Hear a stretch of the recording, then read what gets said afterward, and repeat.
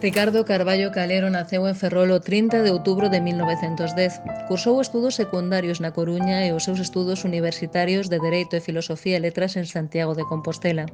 Na súa época de estudante pronto vencelleuse o galeguismo participando na revista Nós ou no Seminario de Estudos Galegos, onde ingresou con 17 anos, colaborando na redacción do proxecto do Estatuto de Autonomía.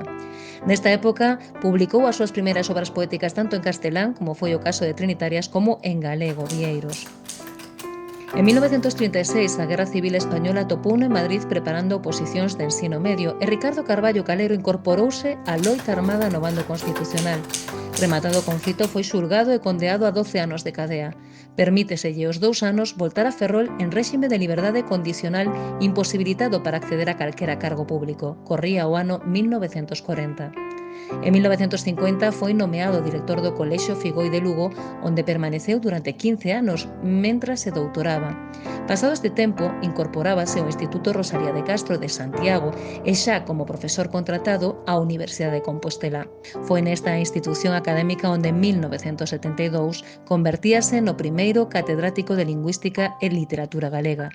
Entregado á educación na universidade ata a súa xubilación no ano 1980, intensificouse neste período o ritmo das súas publicacións tanto de investigación como de divulgación ou creación.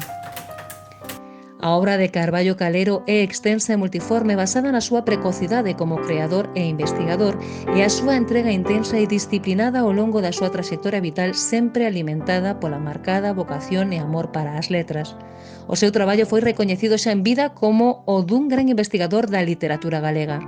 Coa súa obra iluminou todas as épocas con especial atención aos séculos XIX e XX anterior á Guerra Civil e en particular as figuras de Rosalía de Castro, Pondal, Castelao ou Outero Pedrallo, entre outras.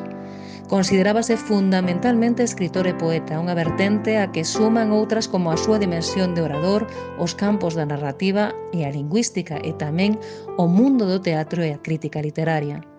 Ricardo Carballo Calero finou o 25 de marzo de 1990 en Santiago de Compostela aos 80 anos de idade. 17 de maio, Día das Letras Galegas. Homenaxeando a un grande, a un ilustre, a Ricardo Carballo Calero. O seu libro, Ontoloxía da Poesía en Galego.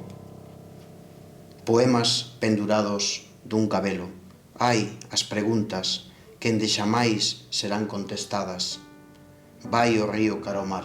Non pode volver a auga. Todo o que saben os sabios, a min non me importa nada. Un angazo de anos vougos, Fausto, peitea a túa barba branca. Nen médicos nen juristas curan o corpo ou a alma. Home, o corpo que quererías. A alma que quererías. Nen drogas, nen leis esfarta. Carne de muller, que triste. Verba de varón, que falsa. Toda resposta é mentira, só é verdade a pergunta. A pergunta, que resposta non agarda.